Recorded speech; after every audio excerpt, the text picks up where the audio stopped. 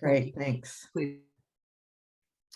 So, and I guess maybe before I get into things a little bit, I should also say that, of course, you know, oral history, when I'm talking about oral history and the practice of oral history, the training that I had was actually comes out of like this progressive left, the labor historians and the feminist historians. They're the ones who literally, quite literally taught me, introduced me to oral history as a practice and got me hooked on it. And then, you know, it was why I ended up going to grad school and doing it. But of course, we know that, and maybe this is as you can tell, I can talk about these issues all day, but I will get to the workshop. But you know, oral history it was the main mode of knowledge transmission in many societies, not just Indigenous societies, right? Pre-literate European societies as well. But in Canada, and with respect to colonialism, of course, this has very particular significance because it was only recently that oral knowledge transmission was accepted in legal courts in Canada as legitimate. So one of the ways in which the colonizer dispossessed Indigenous people was through the arguing that their system of knowledge was illegitimate and didn't count as real, you know, facts. And actually, a student just shared with me in class that the British did the same to the Irish as well. So, you know, we can, it's not, for me, it's important to understand how these kinds of ways of thinking become normalized. It's not just particular to how the colonizers dealt with Indigenous people, but all people that they wanted to dominate, including like the Irish, right? Okay, so that's a sort of a little bit of a story that sort of deepen our understanding. I hope I've contributed usefully to that, deepen our understanding of why all these kinds of things matter to pay attention to. So it's true that everything Cynthia has accused me of is true. I am a professor at Simon Fraser. I've been teaching, doing, you know, oral history was the kind of thing that got me sort of hooked into this work. And I mean, I always had a historical mindset. So I often say, you know, I wasn't born gay, but I was born a historian. Like, you know, I didn't have a sense of being gay, but I always was curious about the past. I don't know why. It seems queer to me. Like, why are you interested in how your grandmothers grew up on a farm in Northern Ontario? I don't know, but I am. So, so oral history is a great way to uncover those stories. And, you know, my first training was as a feminist, and it was based on the argument that women's have been excluded from history. And yet, and again, oral history is very much against the great achievement narrative. And I would say all scholarly history is really not interested in that, but that's often the popular understanding of history. So part of what I hope you take away from today is letting go of any popular ideas of history that you may have developed just, you know, as a person in this society where we're often presented either with history textbooks you had to suffer through in high school, or, you know, documentaries, which can be wonderful, great way to learn about the past. But what we're doing with oral history is not about any kind of great achievement or significant achievement, although those are certainly worth documenting. And your generation has many of those to share. So those are important, but it's not just about that. So in the early days when I was interviewing women who might have been like your generation, but not politicized, maybe your parents' generation, the women always responded with, well, I never did anything important, you know, when you would approach them and ask them to interview them. I don't find you people have that problem. You all recognize, you know, because you're very engaged, many of you have a political past, so you recognize the importance of what you did. So I never get that response when interviewing queer folks who were involved in the various movement politics after the late 1960s. But when my first project was Butch and Femme lesbians, and of the 50s and 60s, and they often, you know, they didn't understand why I was interviewing them because they were never told their lives were important. In fact, as you all will greatly appreciate, they were told quite the opposite. So for someone to want to record what happened to them was a curious process. So you would have to explain it. And so maybe that's a good segue into the actual workshop. Now, I will say, knowing many of you and you've been doing this work for years, I wonder why you have me here, because you all know what you're doing. I don't really know that I can teach you anything, but I got invited, and so here I am. I'm happy to spend time with you. So I will greatly look forward to your questions. Okay, let me do the share screen thing. But maybe before I share my screen, anybody have any questions before I hop into the workshop? Okay, great. I guess I did want to say that, and you will get an email about this soon, but my students, Cindy mentioned an army of lovers. So in 2019, I'll tell you this story because I know you'll love it. Those of you who don't know it. In 2019, you'll remember it was the 50th anniversary of the partial decriminalization of same-sex sex in Canada, right? And so to go back to being a feminist, I founded the Archives of Lesbian Oral History because it's still the case that in gay and lesbian, or now LGBTQ spaces, it's still white male experience that dominates. And so in order to make sure that women's voices, and when I say women, I'm completely inclusive of that. So my archives includes, the way I put it, anybody who thinks their story belongs there.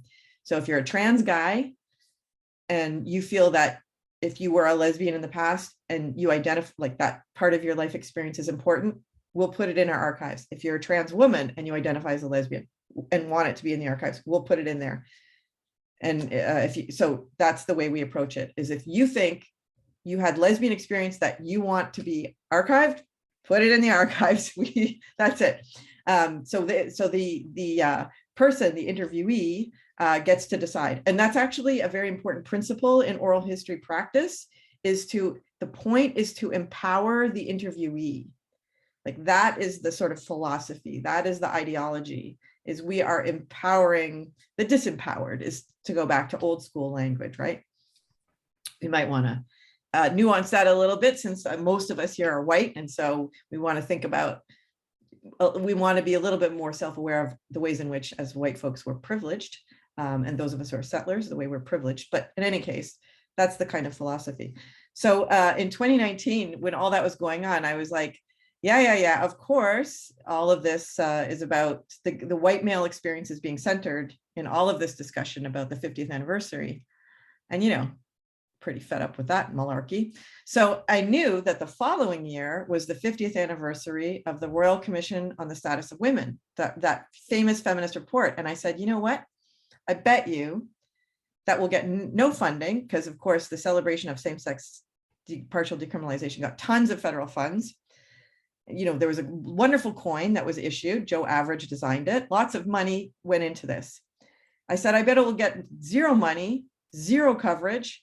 And I'm so tired of this baloney. So in 2019, I had my students, I've always been hesitant to make my oral history class about queer folks, because, it's mostly straight students who take my class, and I don't know what that's going to be like. But I just decided, no, that's what we're going to do. Like, we're going to push back against this moment. And so to sort of take the emphasis on sex, which might be a little uncomfortable for students, believe it or not, my students are very uncomfortable talking about sex and sexuality, and especially across these lines. I said, well, let's make it about lesbian experience in the women's movement, because these students, it would not occur to them that lesbians experience homophobia. So that's what, so the students' work was so amazing. And Pat Hogan participated in that. The students' work was so outstanding that I said, well, we got to turn this into an exhibit. So you really have to come. So you'll get information about it when it's up in the library, because it's the first public exhibit I've ever put together, and I worked with a fantastic team, and it was really good. So we'll have a couple of events around that. Okay, so let's get to the workshop. I am now screen sharing. That's lovely, but how do I, oops, no, don't want that. I want this. Sorry, the little, you can tell I'm a little, I was on sabbatical during COVID. So, okay, some things are in the way from me getting it going. So I'm not, as you would think I would be really excellent at this, but I am not. Okay. All right, here we go. Oh, there we go, beginnings. Okay, so I'll slow down a little bit. I shared my slide deck with everybody. So if you haven't, no, I did it just a half hour before we started. So you all have this in your inbox from Cynthia. So no need to take notes. So here's how I approach it. After many, many years of doing a lot of different projects. The first thing you want to determine is what is it you want to learn? And to just say you want to learn about queer experience, that's sufficient. It doesn't have to be any more narrow than that in terms of starting a project. But then once you get into developing your questions, you want to think more about what aspects of queer experience are you most interested in? And that's really entirely up to you. So how you shape a project is really what you or your community want to do. So as I mentioned a moment ago, I had reasons, very explicit reasons, for asking my students to focus on lesbians' experience of homophobia in the women's movement. Partly because I thought it was worth documenting, but it was strategic to avoid it being about sex and sexuality, to avoid discomfort. But generally, though, of course, as would be expected, the coming out experience and sex and sexuality is a huge part of the gay experience. It's kind of like the moment in which we are born into our queerness. And so that's inevitably part of what we want to document and what sets us up for the rest of the interview, typically if the focus is on queer experience. And you also want to define the parameters of your project beyond the interview. So what do I mean by that is what are you going to do with it? So as you'll see in a moment, I'm going to talk about establishing trust with your interviewee is the most important thing. Now, if you're interviewing each other for Quirke, that's not so much an issue. You already have trust. Maybe you're working on a project together. But I'm talking about when you approach someone outside of your circle. They're going to want to know, well, why do you want to interview me?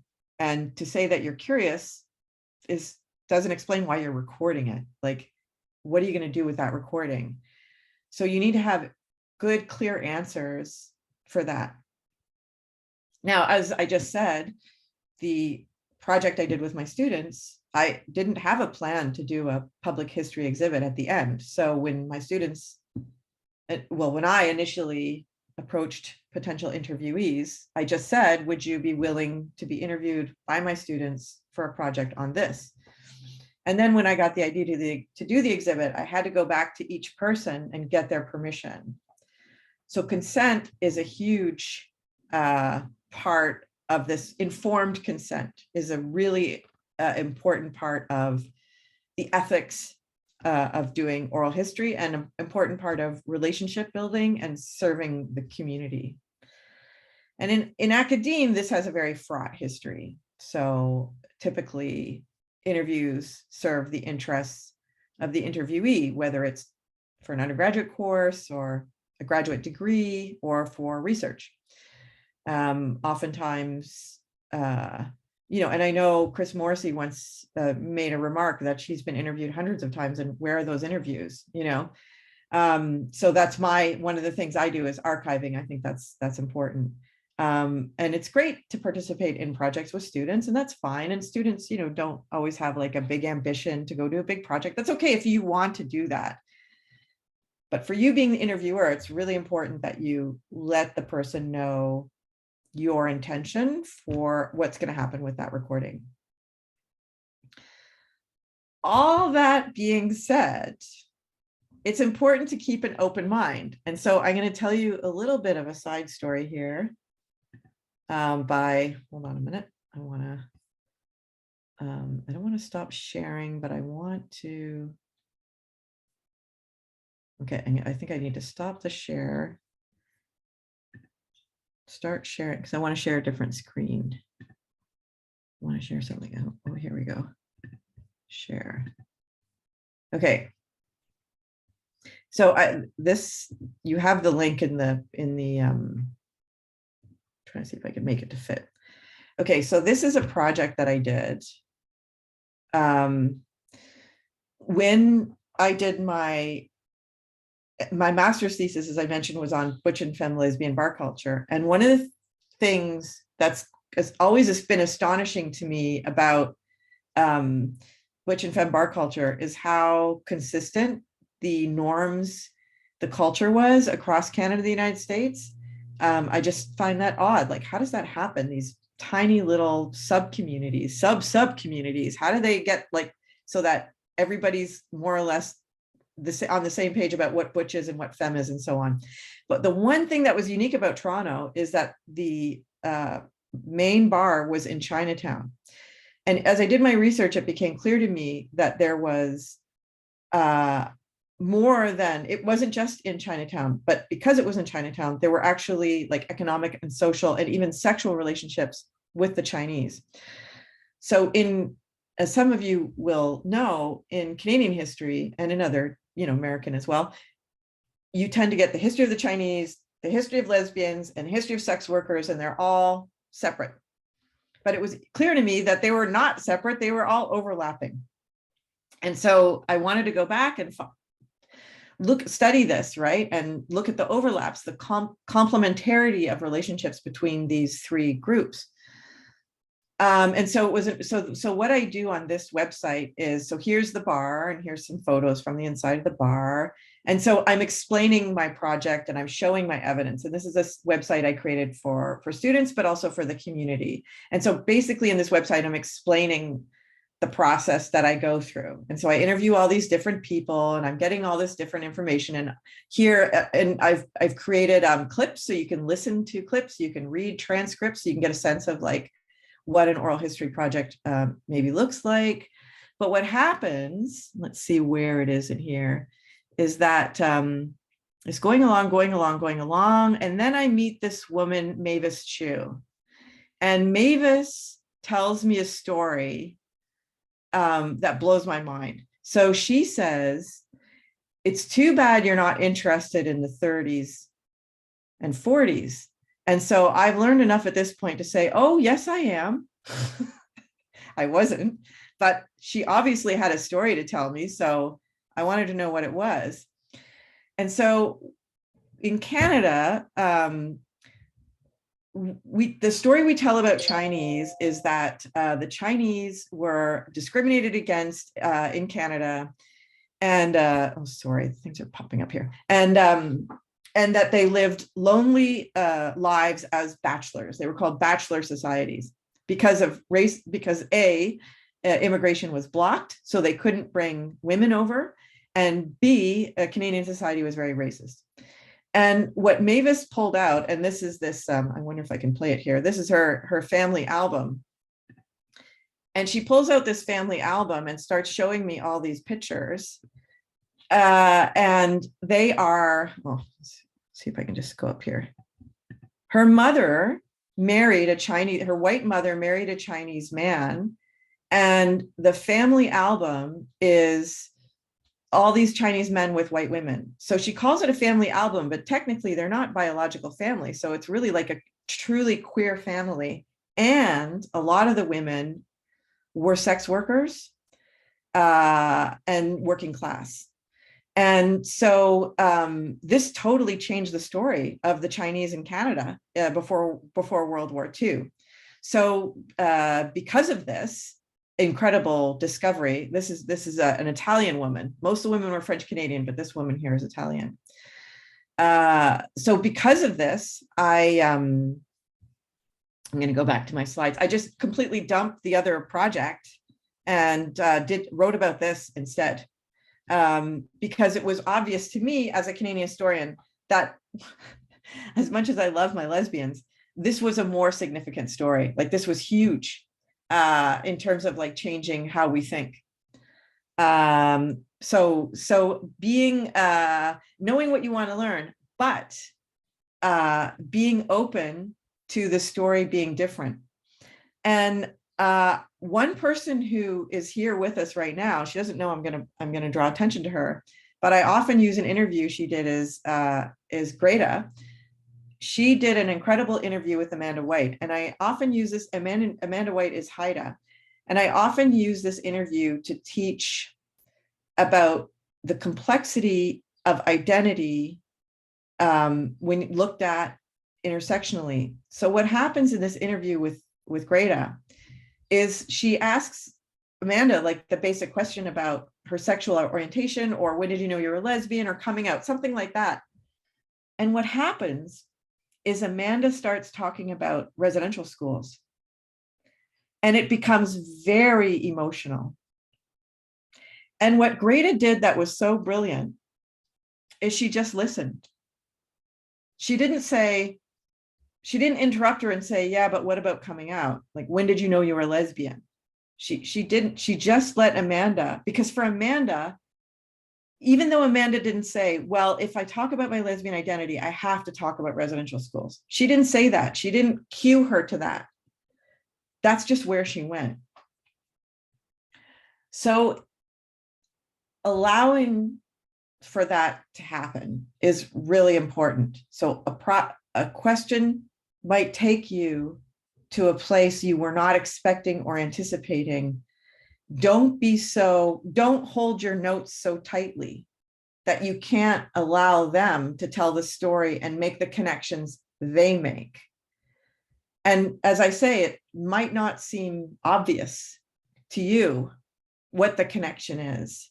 And if it's appropriate, after they finish speaking, you could say, I asked you about coming out, and this is a story you told me, and that's really interesting. Can you speak a little bit more about how those two are connected for you? So you can ask a question to draw that out if it's not clear to you. And if you do it with sensitivity, of course. But anyway, so both of those are examples of getting stories you were not expecting, and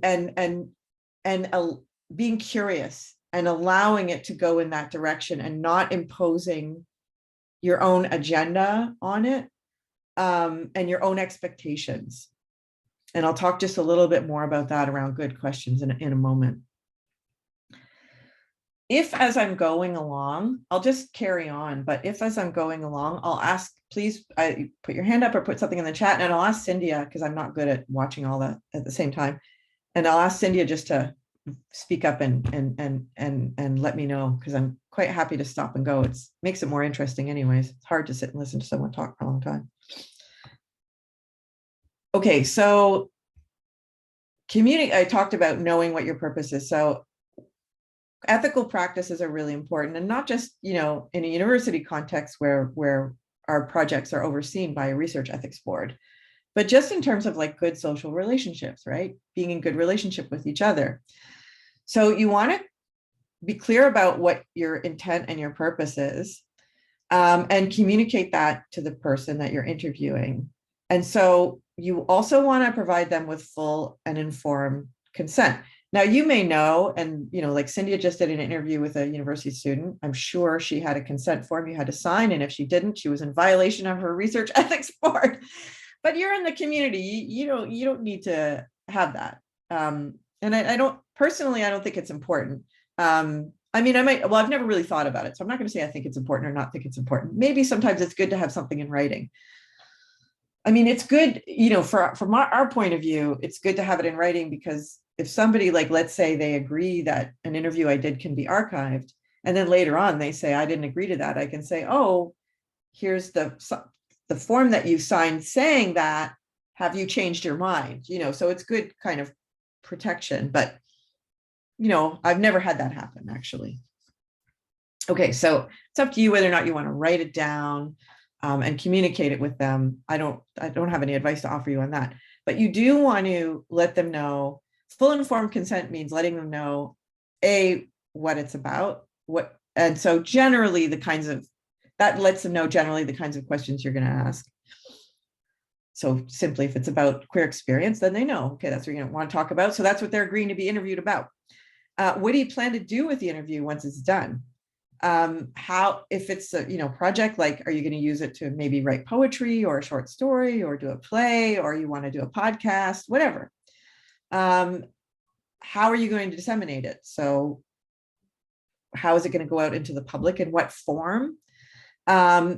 will you archive it? So for me, this is something, as I said, you would guess, as the founder of an archives, I'm very passionate about. And one of the three or four articles I shared with you via email is a short piece I wrote called Oral Histories Afterlife. So it's basically a guide to, and you need to think about that before you do the interviews, not after, because if you do it after, you'll probably never get around to archiving it. But if you put a plan in place at the beginning, you get people's consent. And for that, you will need to work with the archives that you want to donate it to get the consent form from them, because they won't accept, or they're not likely to accept an oral history interview unless there's a consent form signed, because of privacy reasons, obviously. So you need to take care of all of that at the beginning. So you really have to have the plan at the front end of what you're doing. So those of you working locally, the SFU, there's My Archives, which I hope if you're interviewing lesbians, you will consider donating to. SFU Special Collections has a significant queer collection. And of course, the City of Vancouver also has a significant queer collection. So I would recommend any of those as places to deposit any interviews that you have done or will do. So trust is so important to establish between you and the interviewee. Now, I don't know what it's like, honestly, to be a community historian. For me, people, I have a lot of credentials. Like I am a historian at a university. I've been doing this for years. So there tends to be a lot of trust fairly quickly. Like people assume I know what I'm doing. I do think I know what I'm doing, more or less. And they just kind of trust me. But there's a lot more to it than just that, right? Like it's, and so I wanted to actually just open this up to you, and ask you, like, assuming it's someone you don't know, you've never met them before, or you only know them very, vaguely. If you wanted to approach them and ask them for an interview and do an interview with them, how would you establish a trusting relationship? How would you convince them that you're a trustworthy person? What steps would you take? I want to hear from you all.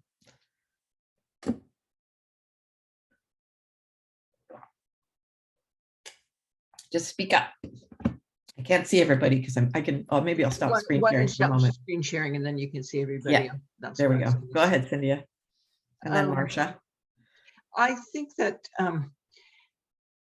one of the most important things that I would do would be to tell a person why I wanted to do the interview, so that they would understand, if they were participating, what project they might be supporting. I mean, in this one that I did a couple days ago, when I read the description,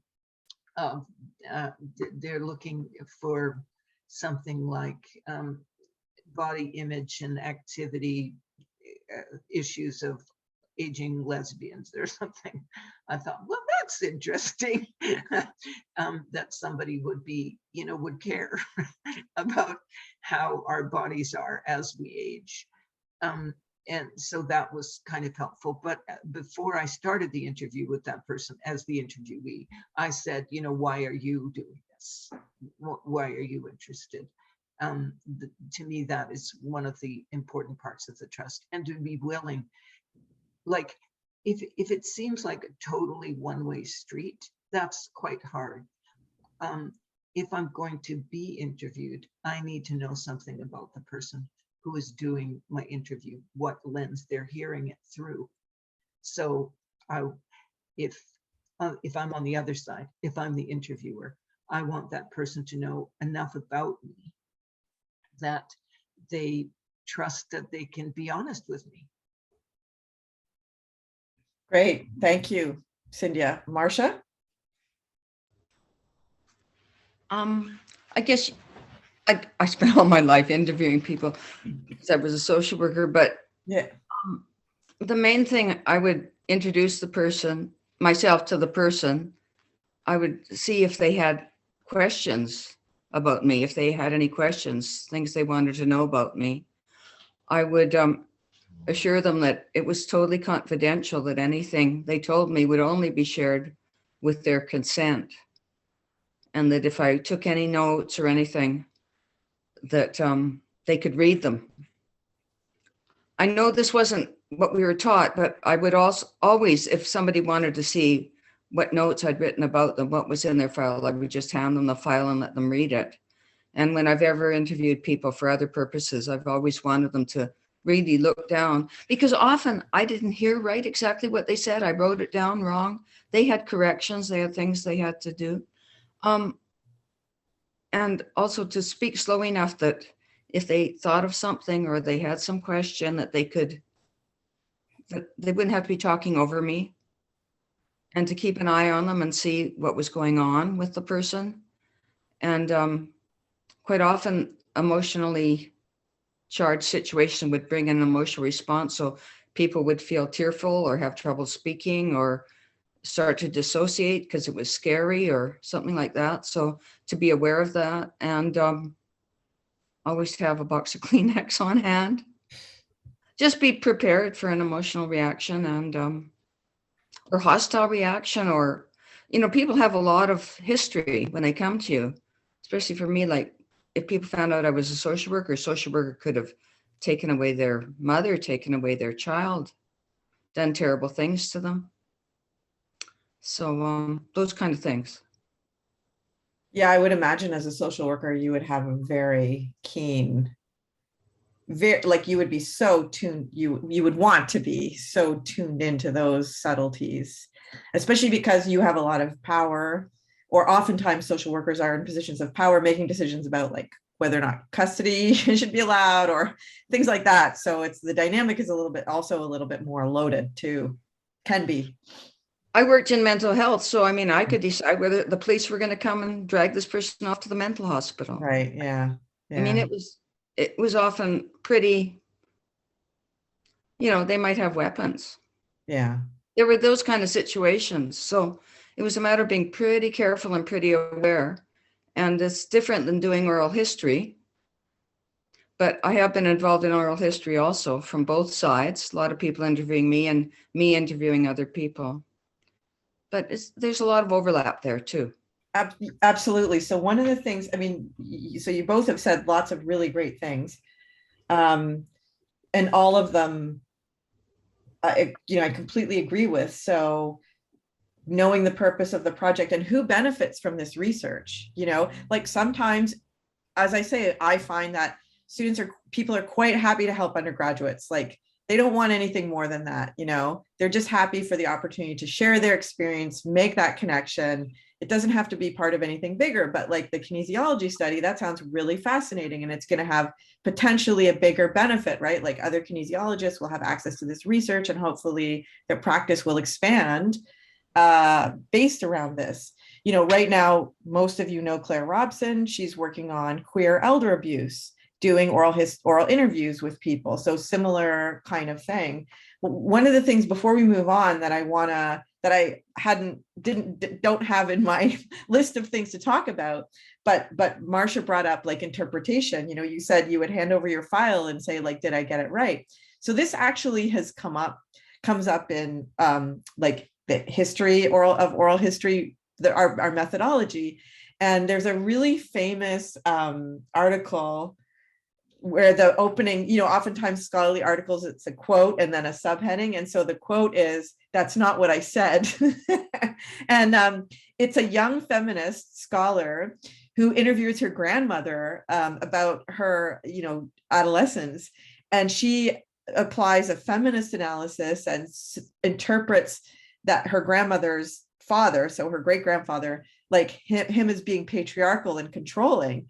And when she showed her, her article to her grandmother just like flipped the lid. And she's like, "No way, you totally misunderstood my grandfather and what I said." And what's quite interesting is she, in the piece, she says that she moderated her analysis, but she still thinks she's right. And that's our prerogative as scholars to say that. But it opens this, it's a really good example of allowing our interviewees to participate in the interpretation process. When you're a scholar, though, the interpretation at the end of the day is yours and yours alone. But in the history field, there's another concept that somebody coined well after her article, called shared authority. And so that's how oral historians would talk about that, is sharing authority with someone else. And so I think, like, in your community, there's wonderful potential to do collective projects. And that would be a very shared authority kind of scenario where collectively everybody is making decisions about the shape of the project and the interpretation process. And just maybe to give you a quick example, one of the ways that I integrated shared authority into the exhibit that I did was I invited all of the folks who had been interviewed to come to a kind of community consultation and give input on what the message should be. And, you know, Cynthia was one of the stronger voices in that meeting, but, and what she said and everyone agreed with is the message they wanted was, you can make a difference in the world. You know, that the message was not about lesbian experience and feminism. It was about being empowered and taking what they had done and taking it forward into the future. And so that's what I made the message that runs, hopefully, that runs through the exhibit, is that's what it's intended to do, is be kind of reflective, critical, but also uplifting and motivating for people seeing it, about change, about the prospect of doing the work of change. My desktop computer was failed, and I need to get a plug because I'm on my laptop and I realize it's not plugged in. So give me 1 second while I go grab my plug.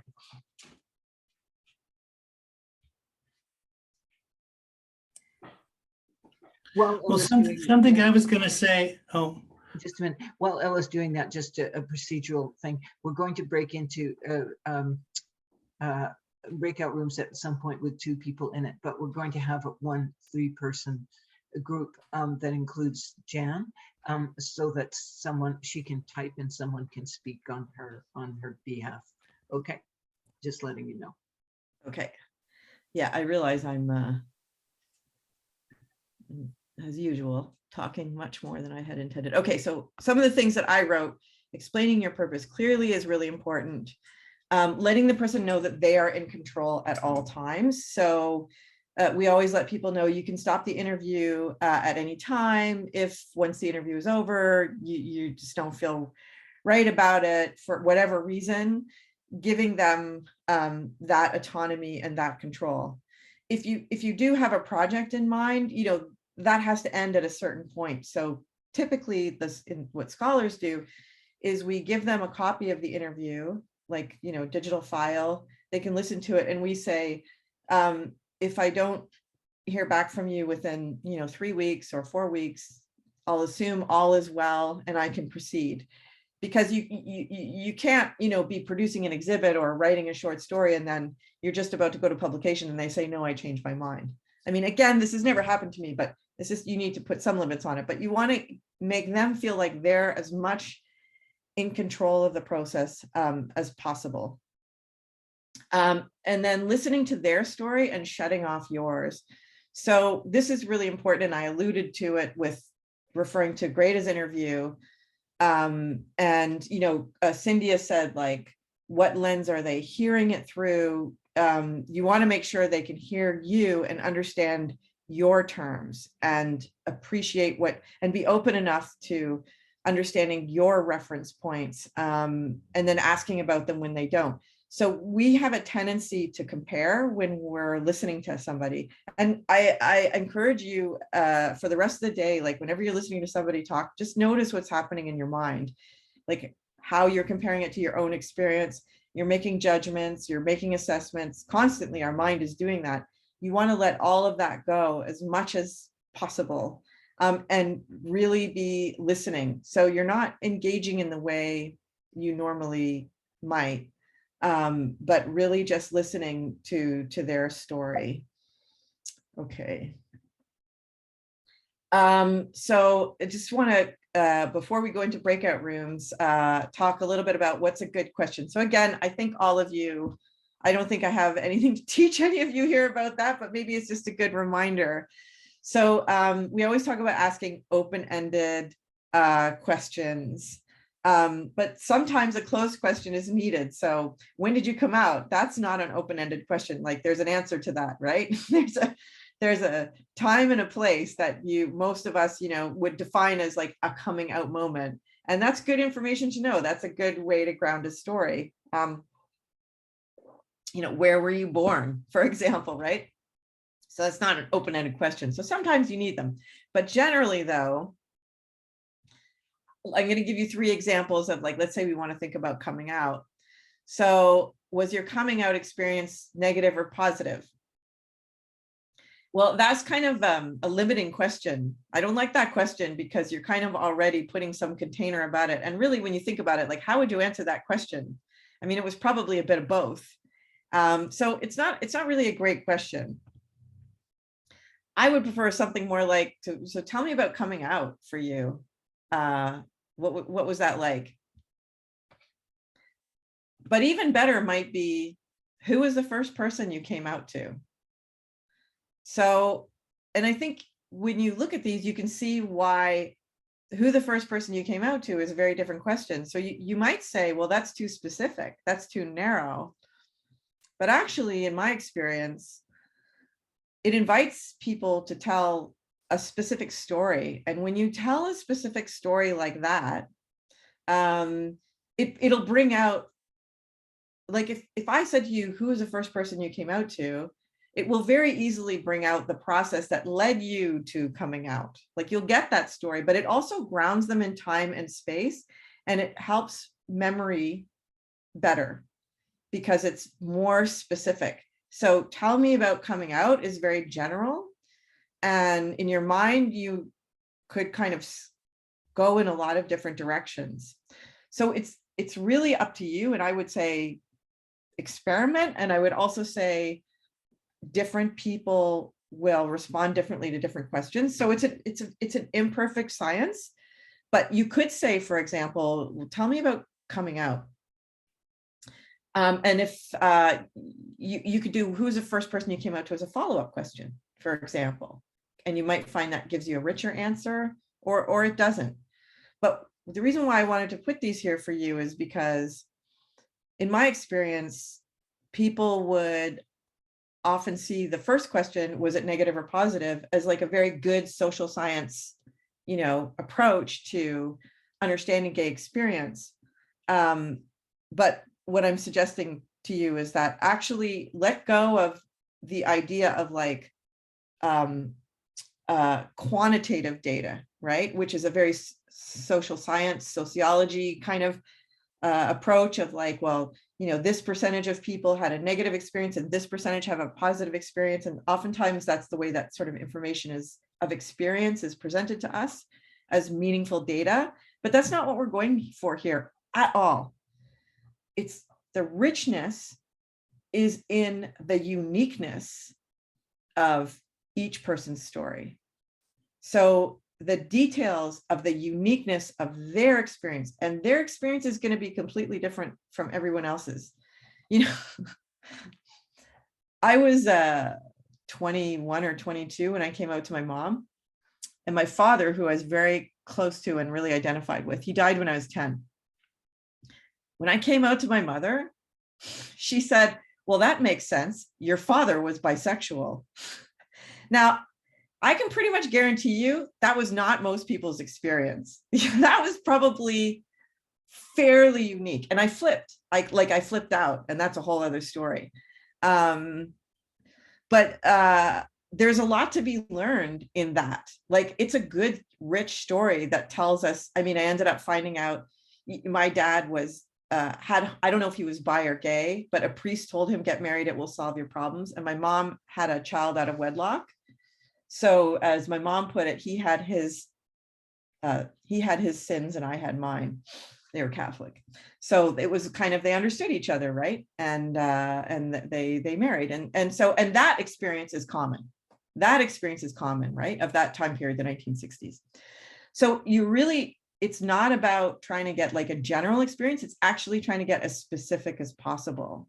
So who is the first person you came out to, you know, like on a big quantitative scale, that's not relevant. But on a qualitative scale, that's really going to draw out, story. And that's what we want, is not just the story, but also how people make sense of their own life, because that's really what this work is about, making sense of our own lives. And then when we access other people's story, we make sense of our lives through story. So we can both affirm ourselves and expand our sense of self through other people's story.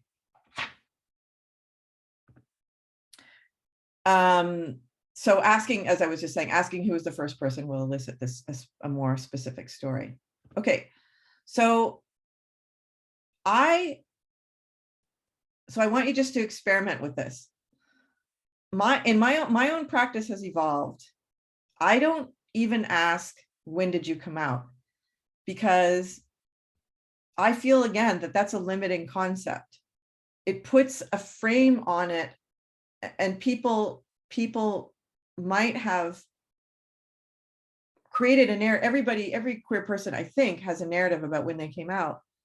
But I always ask instead, when did you realize you were different? When did you first realize you were different? And because the context of the interview is about queer life, they know what I mean. I don't need to say, like, when did you first realize you were attracted to women? Because, and why I like this too, is because sometimes, you know, I mostly interview lesbians, and so I don't know if it's the same for gay men, but sometimes it's not about sexuality, it's about gender.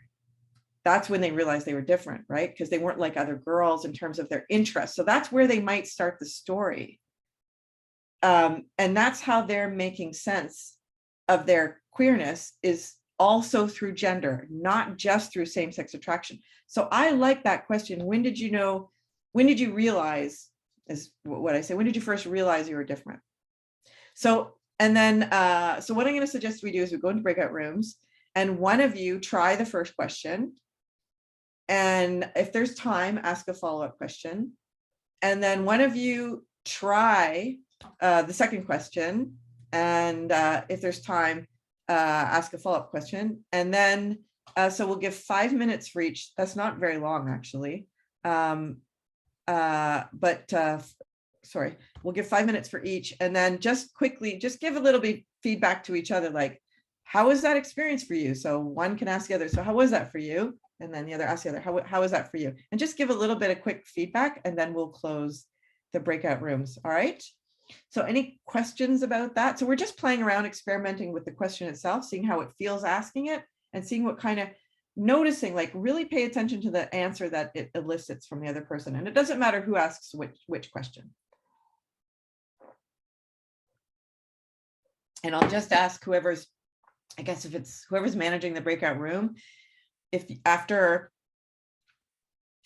6 minutes for the first one, because people will take a second to settle in on deciding who's going to ask which question, do a time, like, let people notice, switch, send out a message to, can I message everybody? I don't know. Send out a message to switch to the second questioner, and then 5 minutes for that. And then we'll give 1 minute for quick feedback. All right. Okay, I'm going to open the breakout rooms. Everybody knows how to say yes, but I think there's a little bit of adjustment that needs to happen here. Okay. I will do that as we go. Just a minute.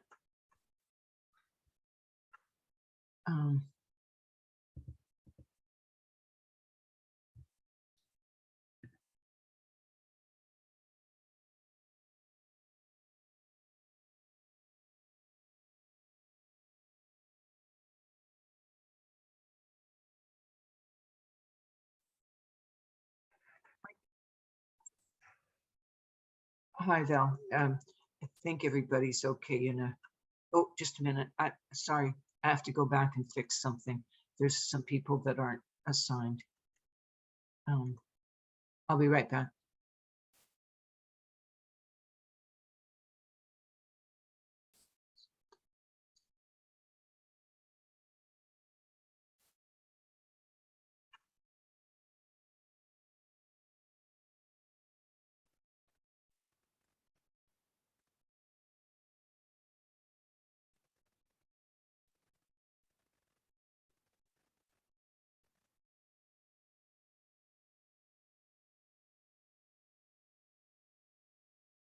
Okay, I think that's okay.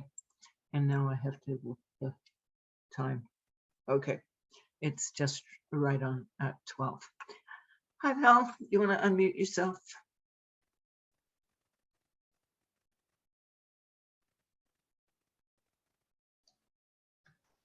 So, Val, when did you first know you were different?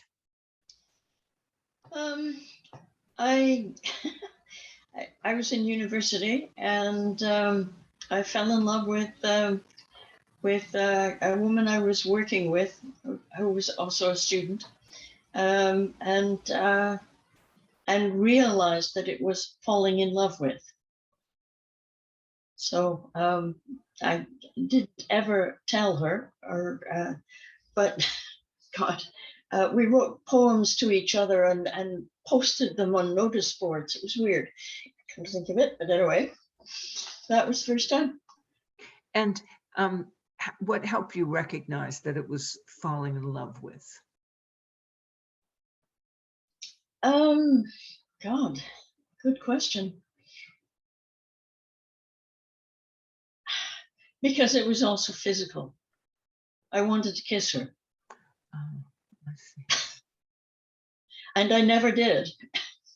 but you knew you wanted to. I knew I wanted to, and I knew that was different. I see. So when did you first know that you were different? Well, when I tell this story, like, I usually think about the ways in which I was not conforming to the gender expression that girls were supposed to have in our time. Like, really I didn't play with baby dolls. I didn't want to be a mother. I didn't fantasize getting married. I didn't think about bride dresses.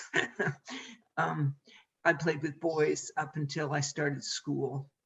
And some elementary school thing, I was the only girl who was invited to some boy's birthday party, and I felt perfectly comfortable, being there. And I thought, why aren't there any other girls here? But sometimes I also trace it to when, I developed values that really challenged, the whole system. And that was really when I decided I was an atheist, because I had absolutely no contact with anybody else who was an atheist and no support for that point of view outside of books.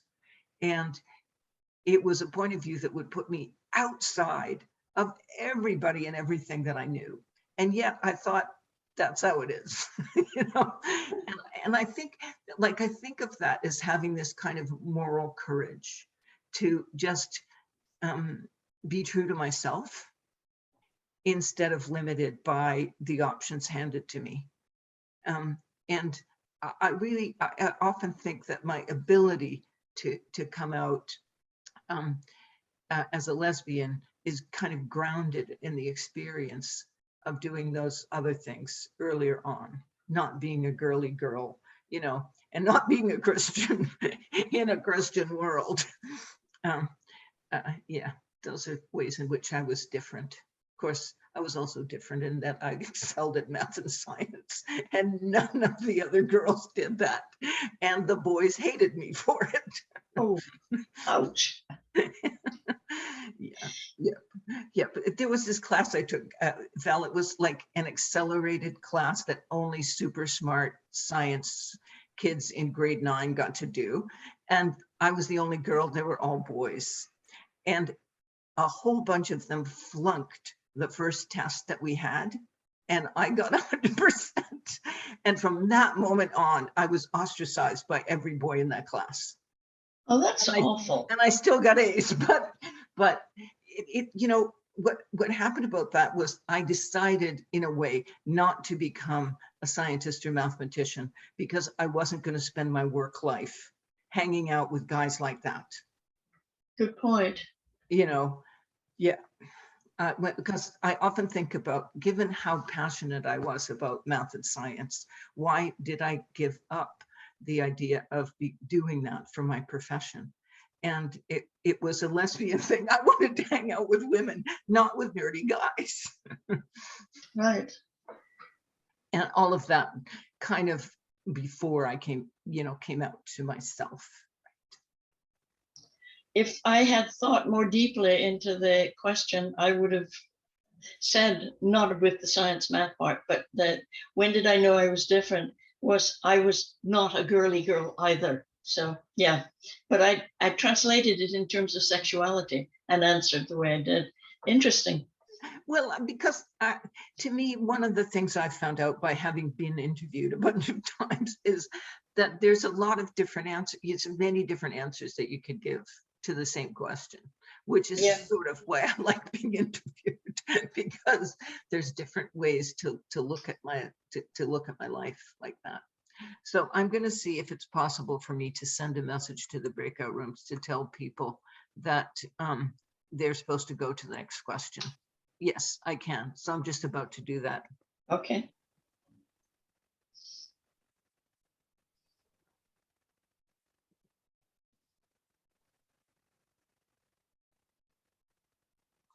Okay. All right. But what was the second question, Val? Who was the first person you told, presumably of your sexuality? Oh, okay. So I'll answer because my answer is very simple. The girl that I wanted to kiss and then almost immediately did kiss. Oh, good. So it was a positive experience. Yes. Yes. How old were you? Partly the answer is myself. The first person I had to come out to was myself, but almost like within 24 hours, I told this young woman, and then I kissed her. Yeah. How old were you? 26. Okay. 26. About the same time bracket for me too. So who was the first person you came out to?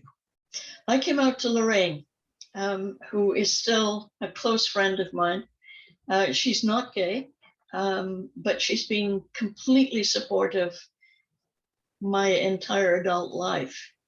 And I came out because, answering the first question of this, I knew because I wanted to kiss this woman. I told Lorraine about that, and she was just completely accepting, which was a big thing. We're talking 70, would have been 73 or 4, something like. No, it wouldn't have. It would have been in the late 60s. So what was it like for you then, coming out to her? How did it feel? It was a relief because I'd told somebody else, and I was accepted anyway. I mean, in those days, it could have been a completely different reaction. And so it helped when I later on did come out, when I was, I think, 28 or something like that.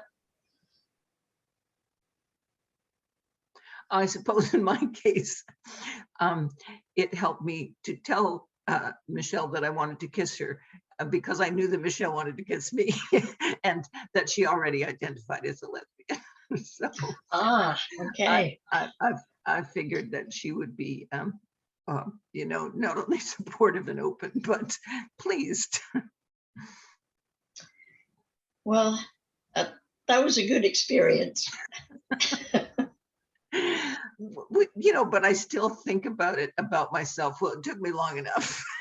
That's what I still think is right at our age now. Val, 26 seems so young, right? But at the time, I spent a bunch of time thinking, why didn't I come out to myself when I was 16? Which is the first time I ever had a crush on a woman who I was probably in love with. Right. Well, I would have had this crush that I had starting probably in 1964 till about 1968, and never acted on it. So, It's hard to and keep Wonder, I mean, she was involved, she was the lady stick of University of Winnipeg, and involved with the senior man stick, whatever the name is. It's kind of like president of this student union or something like that. You know, they were a big deal, and they were part of the circle I was in, because it was a young people's group. And don't ask me what I was doing in a young people's group as an atheist, but I was. I'm going to send out a message now that's going to say that all the rooms are going to close in 60 seconds. And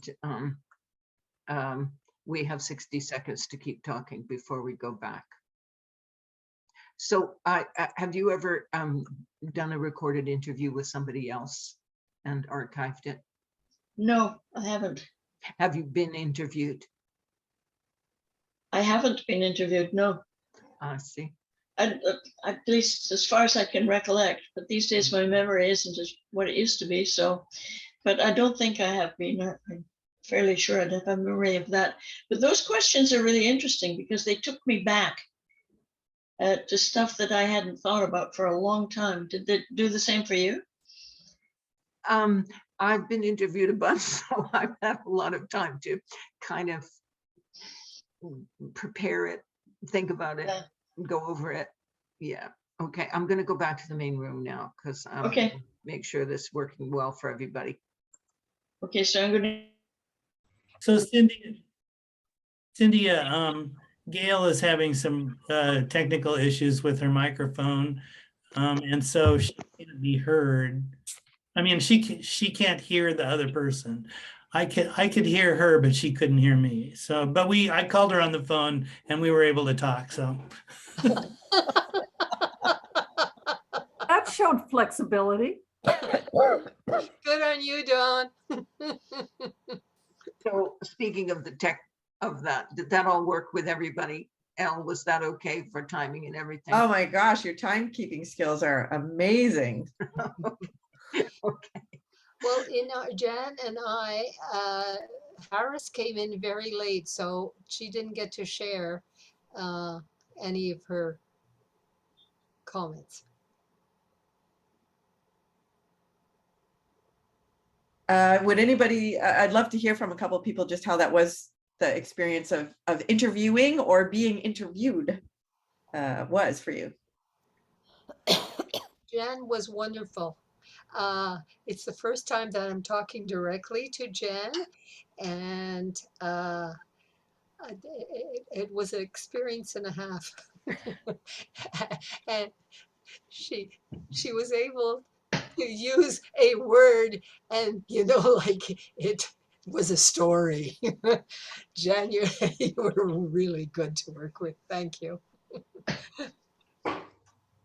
I felt a little nervous at the beginning just because it was a new experience in Quirke for me to do a one-on-one. It was really easy with Farron once I got over that nervousness and, oh, what do we do? How do we follow? I got a little rigid with the program, but once I got over that, I felt that it was very flowing and that it was easy just to go back and forth and to talk about the experiences and use open-ended questions and to find out more about each other. Great, thank you, Annie. Farron? Yes, well, look at Annie. She's an easy person to talk to. So she was open and I was open. And I think we did, as she said, we gradually became even more comfortable. And it just became a pleasant sharing experience and getting to know each other because Annie is newer to the group as well. So it was really nice to know more about you, Annie. Yeah, thank you. Yeah, it's really remarkable to me how like asking each other about our lives in that way is just such a different conversation than like, how was your weekend? And, because you kind of go deep and to me, it's always amazing too, like the intimacy, how quickly you can establish that. It's quite something. So I'm glad in the very short time that we did this, you had that experience. And in my group too, like they felt like they got to know each other better, despite being being in Quirke together. So, and you know, Marsha and Nancy, it was only like 10 minutes, right? So do more of it, do more. All right, thank you for that. Shall we carry on? I want to leave lots of time for discussion at the end, so I don't have too much more to present, but maybe we'll just have one more person, just talk, one or two more people talk about that experience, because I'm loving hearing it about it.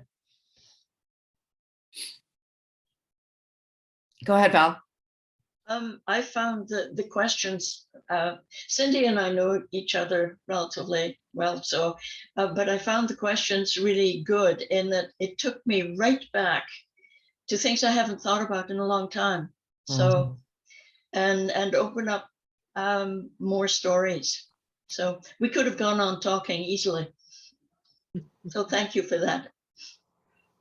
You're welcome. I mean, it's, you know, questions are very, it's practice and experiment, and you know, that would be a fun thing for you all to maybe work on. And I don't know how your time together is spent, but even like just sort of exploring more questions and building a bank of questions. Yeah. And I'll actually talk soon about interview guides, so you could collectively build an interview guide. I think that would actually be a really, really wonderful project to do, come to think of it. So that'll be my homework for you. Because what's a professor without giving homework? And you all already have an A++, so by the way. Dawn, go ahead.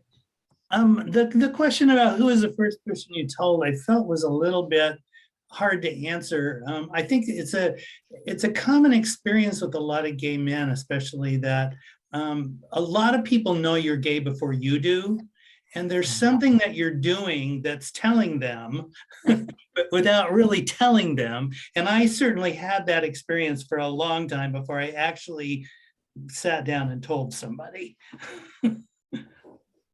You know what's so funny? That reminds me of this woman who I interviewed, Dorothy Fairbairn, who like was young in I think the late 50s. And it was like her gay male friend who was like 17, and he told her, "Oh, you're a lesbian." So it's true apparently, even for gay men telling lesbians what they are. Because I don't really have any, not that it didn't happen with women telling other women, but it's funny that a young 17-year-old gay man would pick that up when she herself didn't know that about herself.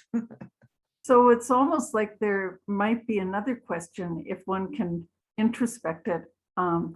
How might you have been telling people that you were gay without knowing it?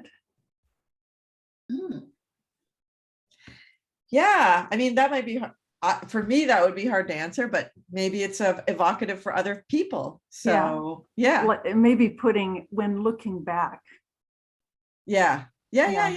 So again, I think that's great. Yeah, like it's a good example of how, we just kind of keep working with the process and think about, how do we get at things from a different angle, or a fresh angle, or open up something deeper. And, and then working with memory too, as like somebody said, I think it was Val said earlier, like, think it was bringing back things I hadn't thought about in a long time. So that's, as we all know, like that's work. And the more talking we do, the more reflecting we do, then the more, and well, you're Quirke, you know that, the more it starts to come back right to you. So also being patient with that process, and oftentimes people, I find in interviews, like people will come back to something 20 minutes later because something pops in their mind, right? And they're like, oh yeah. And then they have another memory to share as well. Okay, great. That was really good. All right, so let's see what else we're gonna talk about. Okay, so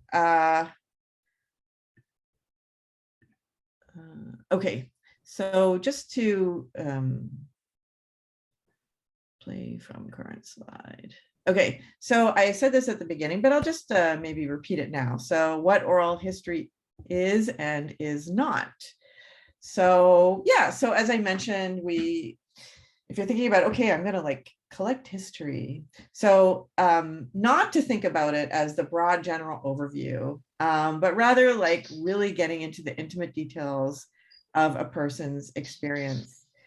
Because, one thing we do as historians is that we put that experience within the context of its time, right? So coming out in the 1950s is quite different than coming out in the 1990s.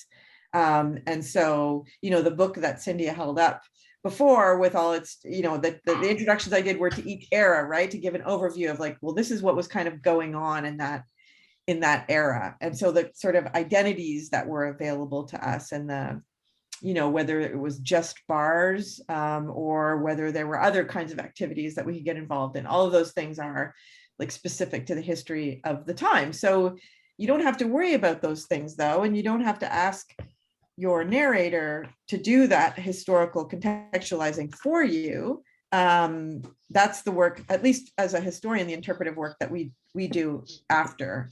So you can make it part of the conversation, but people don't tend to like have a necessarily have a historical consciousness about their own experience. So that's something you can bring to the work. So yeah, as I mentioned earlier, people sometimes feel that their own life experience isn't important. So you need to be able to explain to them why it is important, and convince them of the merit of sharing their story. And then again, to remember that, what we're doing is a bottom-up approach to the past, understanding the past, and asserting and that everyday people's experience matters, not only that it matters, but that it's historically significant. And so in this way, I think history can be incredibly affirming. And I think, in my experience, just simply being listened to in the way that you all just took time to listen to each other, that in and of itself is incredibly affirming and validating. So I think that's part of the richness of the experience of the practice of oral history. One of my favorite quotes is from an oral historian whose name evades me right now, and I use it so often in articles that I write, is that he talks about oral history makes life livable. And I really believe that to be true. Seeing ourselves when we're so often not seen is, like I say, both affirming and expanding of our sense of who we are and our place in the order of things, and just the value of the lives that we have lived and are living now, and will continue to live. And then some of you will know that more recently I've been using oral history as a way to connect younger generations with older generations, not just through what I do in the classroom, but other kinds of community-based activities that I was doing pre-COVID. I think it's a really great way. Sharing our stories is a really great way to connect. Okay. So yeah, so more of the sort of methodological aspects of it. You want to develop an interview guide rather than a strict list of interview questions. So an interview guide is important. I wouldn't go in and just say, well, I'll start asking them, when did you come out, and let it all flow from there.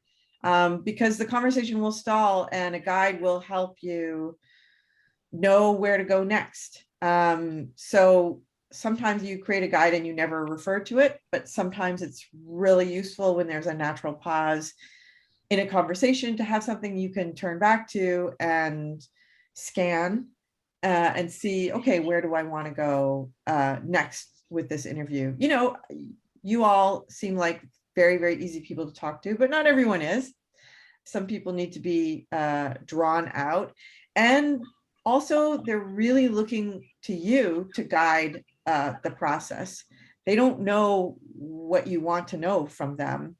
And so you asking questions is guiding them down the path that you want to take them. So again, it's a dance, right? This is why we're open-ended. If you have a strict list of questions and you just make your way through the list, if somebody tells you something, and I gave you a couple examples already, they take their story in a way you didn't anticipate, then you're not following them. You're forcing them to follow you. So you're not really listening.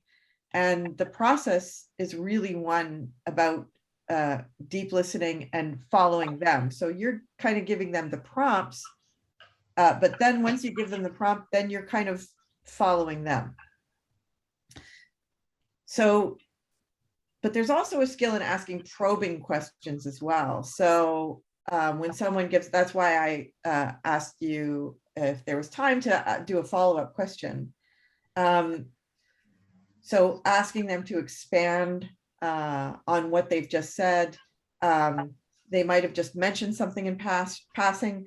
So you want to know a little bit more about that thing that they mentioned. You want to come at it from another aspect. So again, you can't know in advance what a probing question might be until you have the answer. So in addition to being a very attentive listener, you also want to bring curiosity about their experience to it. And then finally, you want to be informed about the person's life experience as much as possible, so that you can ideally come to the interview prepared with questions that are relevant to them and their experience. But as I say, sometimes not knowing can also lead to really, really delightful surprises as well. So don't stress about that, and don't worry too much about being prepared. Conversations should be ideally natural and organic. Of course, it's a very one-sided conversation, so you don't want to be starting to tell your story. You really just stay in listening mode through the whole interview.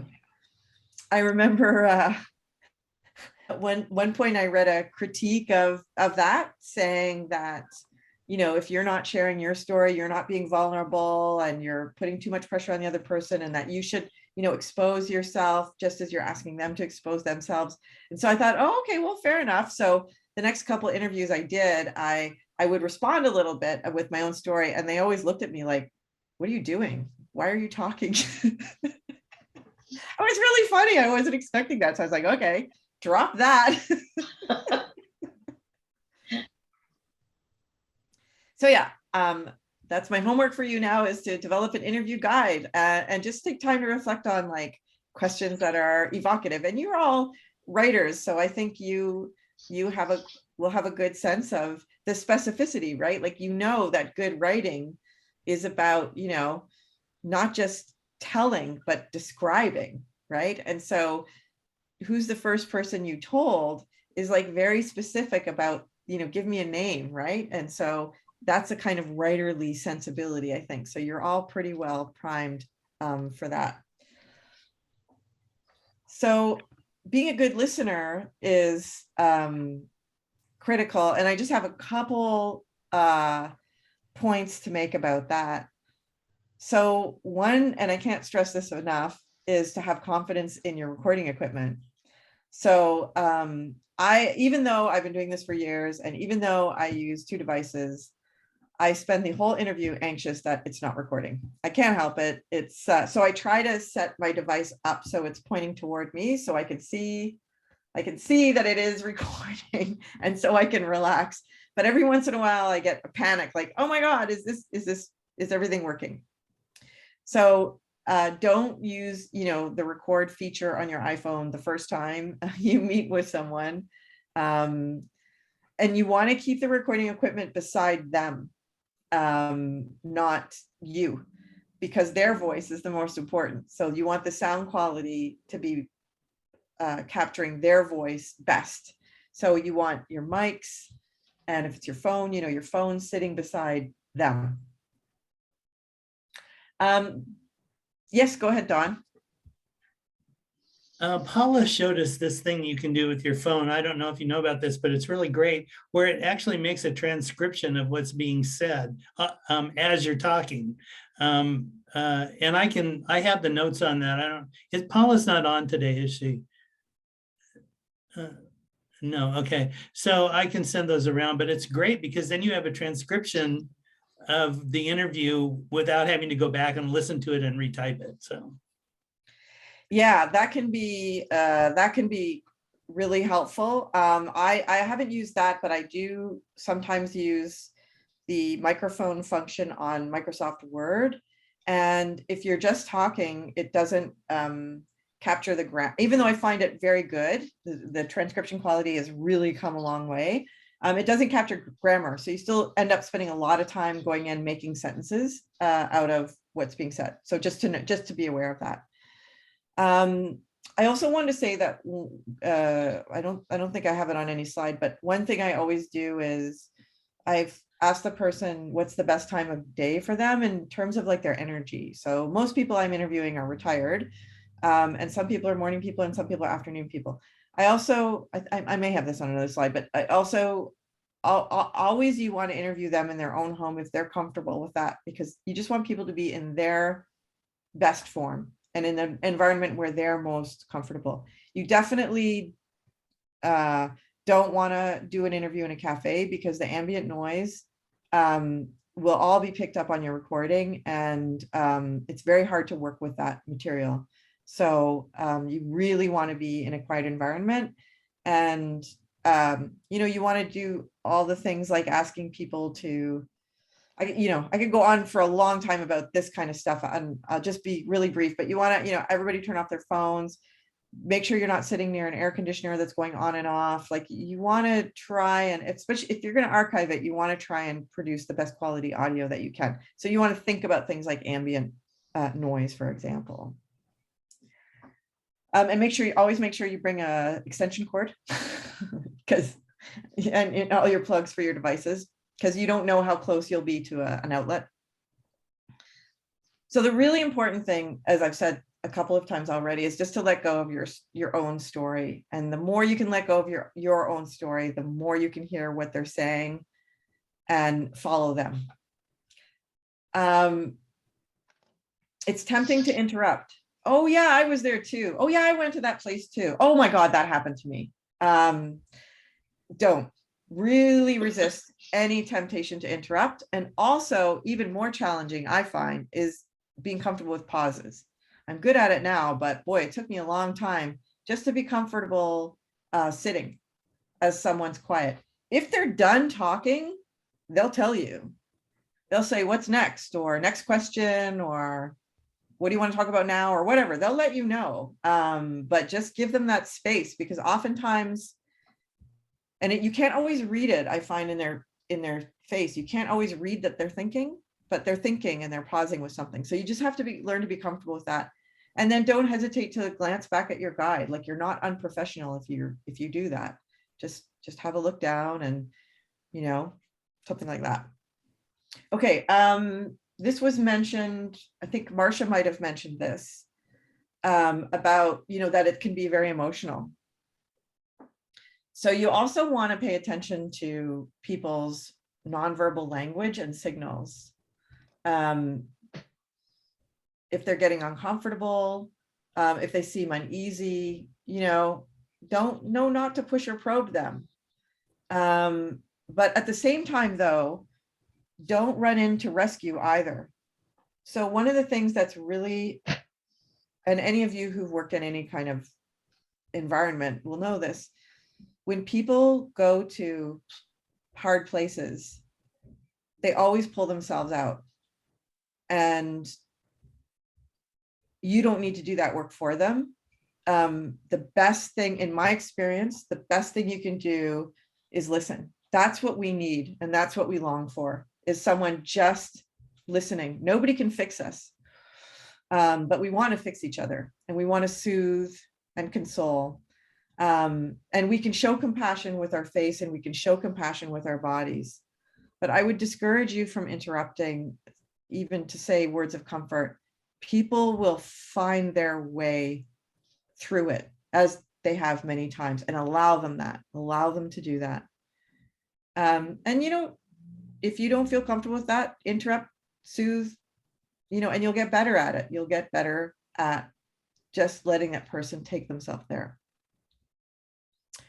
Ask if people seem to be getting tired, or they seem to get upset, and you can sense, pay attention, you can sense it. Don't ask if they need to take a break, because, you know, a lot of people, like, they're tough. So ask if they'd like to take a break. I find that a better question. Would you like to take a break? And maybe you need to take a break. So just say, do you mind if I just use your washroom, even if you don't need to? Or do you think we could just get a glass of water? And so you can create that pause as well. And so use that as, even if you need it, pay attention to your own needs too. So my last point here is be aware of your own experience. Deep listening can be really exhausting. So you'll probably be a little bit tired after, if you do, you know, my interviews are usually 1 to 2 hours, and don't plan to do anything really active afterwards. Like, plan to give yourself a little bit of downtime after that.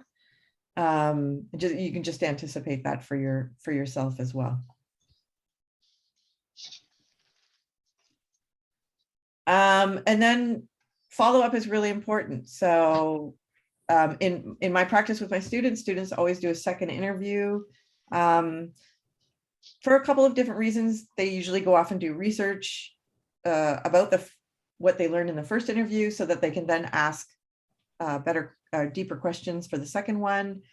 They also know each other better. So the second interview is usually even more relaxed. Even if the first interview is great, the second interview is often even better, but in a different way. So consider doing a second interview. And again, I know you're grown-ups, but this is what I always tell my kids. You know, always make sure you take a moment to thank people. And personally, I always usually bring pastries to the interview, which people are always, you know, just grateful for.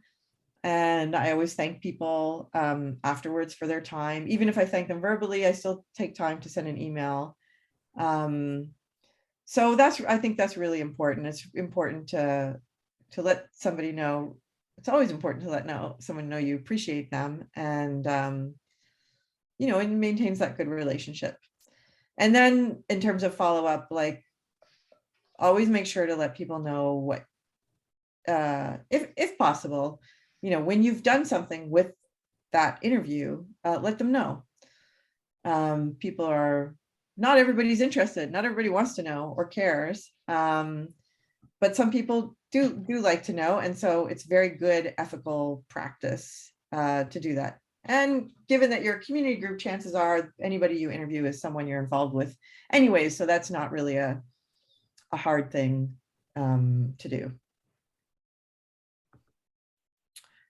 Okay, yeah, so I did think that I talked about this in another slide. So I already covered this sort of stuff about, oh yeah, this is how to give. So, okay, so Cindy asked me to talk about that. Some of you would want to know how to give a good interview. And I don't really know. I mean, I give interviews all the time, but they're not life interviews. They're more like, you know, like I'm going to be interviewed for CBC. This is so amazing. I couldn't believe this.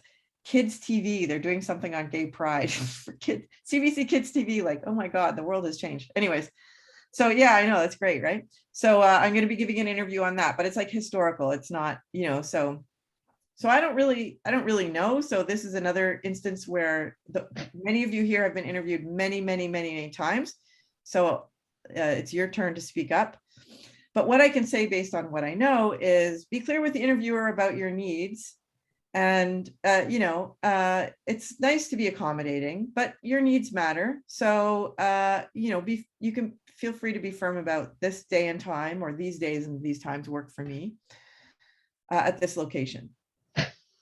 Make sure you ask any questions you have about them, you know, so all this stuff we just talked about, like, why are you doing this interview? You know, Cindy talked about this, like, why are you doing it? What is it for? Where is it going to go? What do you do with the data afterwards? You know, all those things really matter. They're important.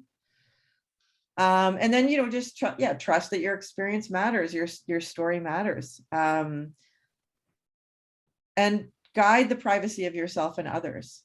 So, you know, when you're talking about other people, unless it's, you know, very unimportant information, and I find people I interview, they tend to do this themselves. I don't don't usually have to prompt them. They will not use someone's name, or they'll only use a first name, or they'll anonymize it, or whatever. So it's just something to think about, right? Especially if it's going to be archived, then, you don't want to give, you don't necessarily want to give full names of other people. And then you can always say, if you lose faith in the interviewer, you can always withdraw and ask that your data be destroyed. I mean, look at if you're signing a consent form, look at what it says and make sure you understand it, and make sure you ask any questions about it.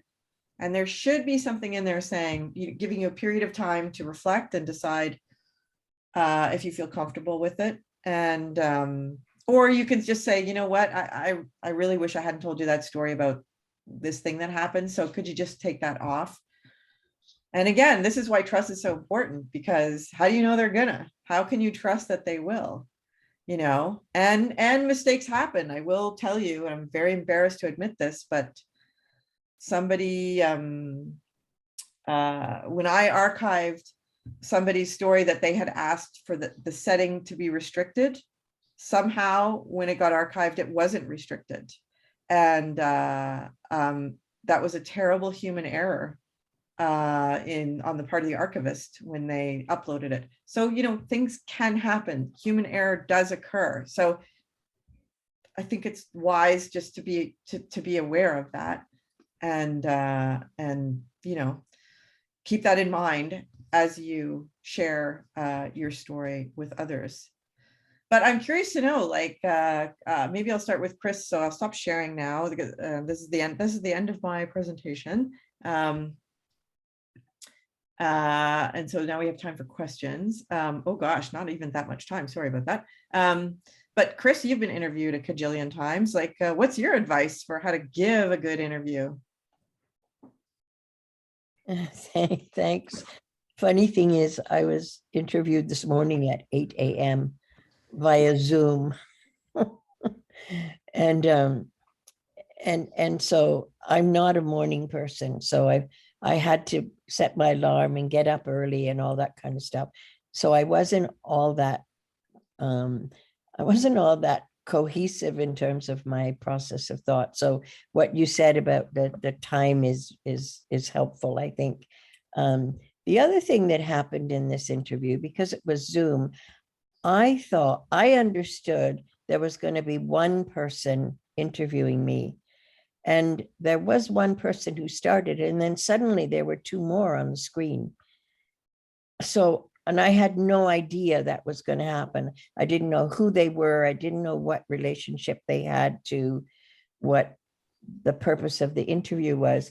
So that, I think for me, it's important not to be taken by surprise. That that you communicate what it is you're going to do to the person you're interviewing, so that they don't become discombobulated, because it was a bit of a shock.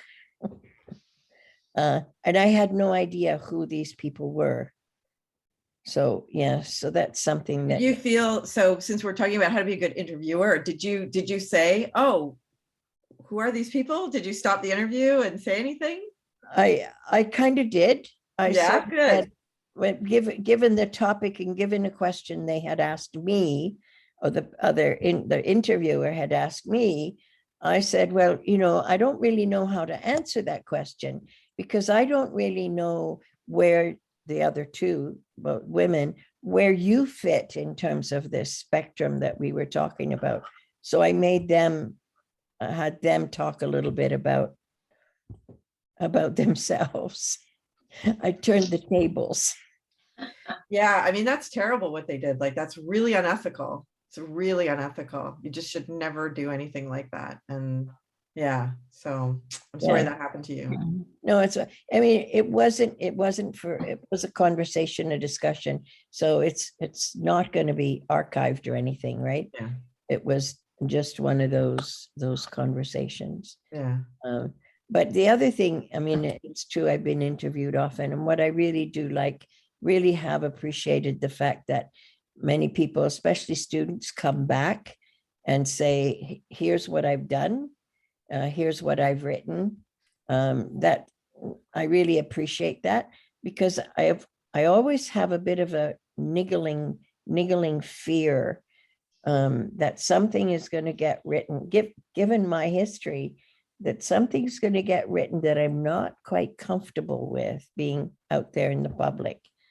So I really do appreciate that opportunity to have a look, to see what they've done, and to say anything that concerns me. Yeah, I would just say as a professor, it's a bit challenging because on the one hand, you know, and I would say this is true of journalists too, like at some point they have to have control over the story.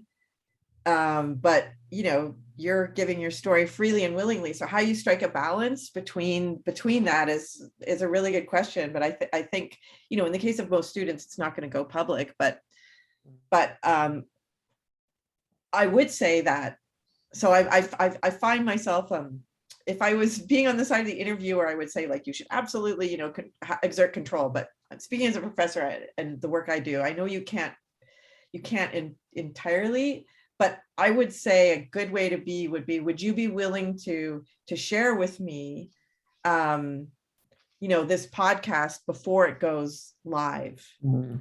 And you know, and if they say no, then, you know, then you might make a decision based on that. But if they're at least willing to share it and have a conversation, then, you know, okay, they're going to take some input from you.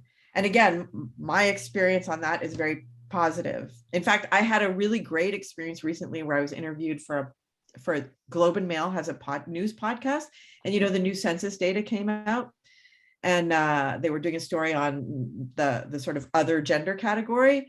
And I made a big statement about intersex people, thinking I was like really championing intersex rights. And then after the interview, I emailed a colleague of mine who is an intersex activist, and she was like, well, actually, and I was like, oh shit, I spoke out of turn. Like I thought I was, you know, saying the right thing, but what I said was the wrong thing. So I wrote to this show and I said, would you be willing to take that whole section out because I was wrong and I shouldn't, you know, I misspoke. And they were like, absolutely. And they took it out.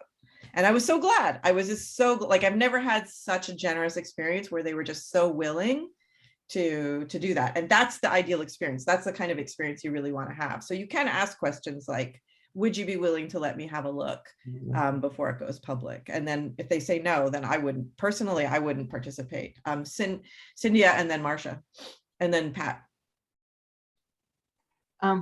Yeah, I kind of along that line, I wanted to share that I've been interviewed a bunch of times, you know, very kindly and honestly, I think by a number of people. But I did have one experience where I was interviewed by a student for possibly 2 hours, something to do with her thesis. And she did send me her thesis and how I appear in it in like 2 to 3 sentences out of a 2-hour interview.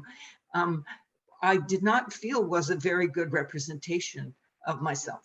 And my thoughts on it were that she was, in her thesis, of course, she had a particular point of view about a historical thing. You know, she had a particular interpretation, and my story did not really fit that. But she made my story fit her thesis, which I don't particularly agree with, right? And I considered whether to try to do something about it to correct it. In general, I felt it was too late. And actually, Marcia is the person who told me, yeah, who's going to read that anyway? If it had been something that was going to be published, I probably would have. And it's made me but the experience has made me more cautious about being interviewed than I was initially. It's the only time that's happened to me. Yeah, fair enough. Sorry, I don't remember who was going next. So just unmute. Marcia. And go ahead, Marcia. And then Pat, right? Yeah, I had an interesting experience. I think it was for the Army of Lovers interview. They asked the open question, how did you know you were different first? And of course, for me, it was being Jewish. Yeah. Well, turned out the interviewer was also Jewish. We talked about Jewish summer camp for about an hour and a half. This had nothing to do. We talked about, being Jewish in Christian schools and going to Jewish summer camp. Had nothing to do really with the Army of Lovers. I'm just wondering if you follow up on where I was at. I mean, I was happy to talk about it. I knew it had nothing to do with the subject. Yeah. But I was just thinking maybe it's not so good to just keep following something if you're going that far away from what you're trying to get. Oh yeah, absolutely. Like that student should have brought it back to, like, she had an assignment and she did not do the assignment, or I can't remember who your interviewer was. Yeah, I can't either. It was a woman. I mean, eventually we got to, self-defense classes, which was fine. But I had given her a list of like the main things I'd done in my life as far as gay history, lesbian history, all that stuff. We never got to it. Yeah. See, that was the student did a poor job. Like they did not do the assignment. That happens a lot. Yeah. When you said, Sorry. follow through on where the person's at, she was definitely following through on, we were having fun talking about Jewish summer camp, but in the back of my mind, I was thinking, this is not going to help this topic. So, yeah. So what I mean is like, yeah, that's not exactly what I meant. Like, I know I gave the story of Greta's interview with Amanda, and maybe, I think there's a lot going on there. Like as white settlers, it's, I don't know that experience. And if someone is telling me a deeply emotional story about residential school, I am not going to stop them and say, but that's not relevant to what I asked you, right? So that's the dynamic happening in that interview. And also as myself, as a historian, I can see the connection. A student might not. In your case, it's really different. Like that's just like the student had a task, which is to interview about a specific thing, and she didn't. So, and she misunderstood that question when you were different. Like she needed to then bring it back to your sexuality and being a feminist and a lesbian, and that was her job to do, and she didn't do that. So it's not follow the interviewee wherever they go. That's why you have an interview guide. Sometimes people get lost in stories, right, that are like totally irrelevant, and so that happens pretty often. And so you want to bring them back, right? Like you want to wait a point where it's not rude, or see where they're going. And then when it's clear they're like way off telling a story about, the time and whatever happened and yada, yada, you just want to say, oh, that's really interesting. So back to the blah, blah, blah. Or I'm just wondering, like, looking at my questions here and I'm thinking, what I really want to ask you about next or whatever. So you just kind of find a nice way to bring them back, but what it is you're there to find out about. And in your case, it was not about Jewish summer camp, as interesting as that may be. And like, in your case, though, like your Jewish identity is important. Like you don't hive that off from your lesbian identity and your feminism and everything else. So that is important, but it shouldn't have been an hour and a half long conversation. And the student should have found a way to say, were there many other, Jewish women in the women's movement or lesbians? Like, did you find that was the point of commonality or difference? And I don't know, like there's a million questions she could have asked, right? So it was just a lack of skill and direction on the part of the student. So sorry about that. There's just one other comment I wanted to make is one of my First Nations friends has said that interviewers make fortunes interviewing First Nations people, and the First Nations people never get any of the PhDs or the money or anything like that. And she was quite resentful about that. And that's just a comment I wanted to share. Yeah, so that is very, very true. And it's not just Indigenous folks who have that experience. I had a student who was one of the co-leaders of a youth refugee group, and they found that they were being interviewed constantly and they never benefited from it. So they decided that they would refuse all interviews going forward, and she was getting her MA so that she could lead them and to tell their own stories. So the exploitation of communities is really important. And I think I can imagine a lot of students might think, well, of course this benefits you. I'm doing research about you, but it really doesn't actually. Like not, and I think that's a really important point. So, now today, to get a research project passed when you're interviewing Indigenous communities is very, very high threshold that you have to go through. And I think that's, any regulation is always problematic because they often can be misapplied. But that being said, it's a good thing, because there's just a lot of, it's a big problem for Oh, sure. and that seems really central to trust. Yeah.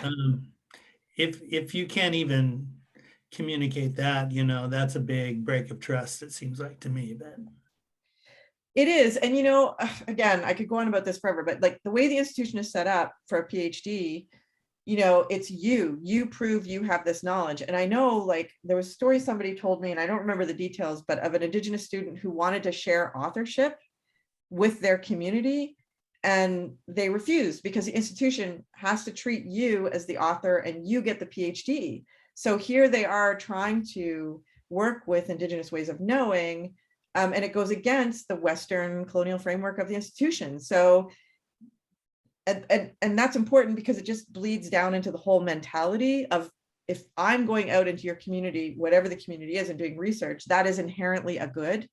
It isn't inherently a good. It isn't at all, because there's no respect for, like, me giving you my time, a piece of my soul, all these things. It doesn't flow back. And to think that just by you doing research, it does flow back is the height of arrogance, and a lack of sensitivity. And unfortunately, institutions have not properly, I think they're getting better, in no small part due to Indigenous people, And it contributes to the exploitation. I mean, it continues the what has happened. Now it's taking another form, in the sense that, yes, you want my story, my information, but you're going to be using it. And so I end up feeling used. Yeah. And I think, like, a PhD student, for example, would publish it in a journal. Like, let's say you were doing something on health, right? Indigenous health, and it goes into a journal. And so presumably there is an impact where other health practitioners would learn stuff from that. But is that directly benefiting the community? Like, it's a very indirect benefit. Maybe, like, if there is a benefit, but from the perspective of communities who are being interviewed, like, from you, the researcher, well, you just went and did one interview, but from that person's perspective, they've been interviewed 100 times and they're not getting it back. And like you said, all these people are going off getting their PhDs, being paid high salaries. They're the experts on my experience. They're the expert on my experience. It's like, and so we're much more aware, like, we as a society, and we institutionally, there's greater awareness, but I'm sure there's lots of stuff that continues to go on that's highly problematic. So I am not here to defend the Western academic institution at all. So I just try to do my best within it. Yeah. So what is the outcome? What is your intention? These are all really important questions. Okay, I noticed, we're just at the end of our time now. So I want to let you know that I shared. Pat wanted to speak. Oh, sorry. Go ahead, Pat. Thank you, Val. Yeah, okay, well, at this time. Yes, I'm happy to stay on, so. Okay, well, what I wanted to say was, in terms of interviewing is, and because this has been said to me, it stays with me when I'm interviewing, or even just talking a casual conversation with someone. When someone says, and I think a lot of people say this because they want, who know you, who want to be friendly and make you comfortable. This is, I know you always. And that just starts off something like that. And that just puts me, my feeling is, do you really? Or it just puts me on guard. Because I might not have revealed all myself, or they don't know everything. And so I'm very aware of that, when it happens. And so even when I'm talking to someone, I don't assume I know everything about them. I'd much rather say, this is my sense, or could I ask you this, or something like that. But this happens, especially in the community, because we know each other. That's a great tip. Yeah, I wouldn't have thought of that. That's a great, really great tip. Yeah, because I can see how, I totally get what you're saying. Yeah. Thank you for that. Yeah. Yeah, so I want, in the final slide of that PowerPoint, if you want to open it up, there's a really fantastic, I'm sure there are many, many podcasts, but one I know is a very well-known he wrote Gay American History. He did tons of oral histories back in the 80s, and then he's turned them into podcasts. And they're just, the quality is outstanding. But another, I want to make a pitch for a podcast that a lot produced. So I had a student produced it, and they're extraordinary. So this series, and again, the link is there to this series. I think there's about 26 of them.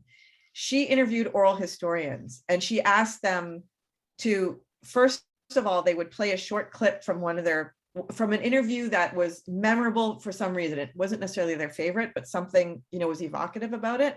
And then they spend the interview talking about what makes a good interview. And I am telling you, her name is Callie, who did it. She did an amazing job. Each one is so fascinating to listen to.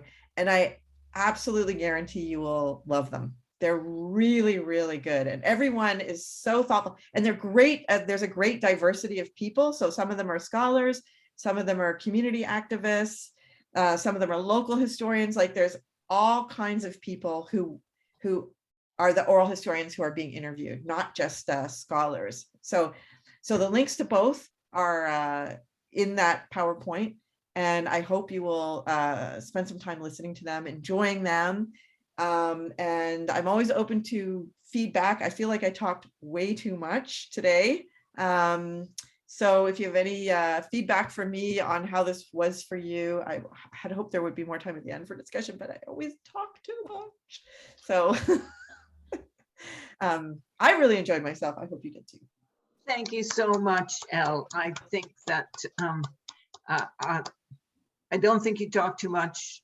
I think that there's many things that Quirkies can do with the information and suggestions that you've given to us, and that we can take it forward. We could even do our homework and come up with a nice guide. It is very, very generous of you to share all of your knowledge and time with us, as though we ourselves are university students. Oh my gosh, listen, I love working with you. And like in the fall, if you want me to come back, and if you guys decide to take this anywhere, want to do anything, like, I'll come back. I love it. So I'm here for it. Thank you, Elle. Thank you, everybody. Really lovely to see you all. So Don will be in touch with us about our Quirke next week, which he is facilitating. Okay. Thanks. Thank you. Thank you.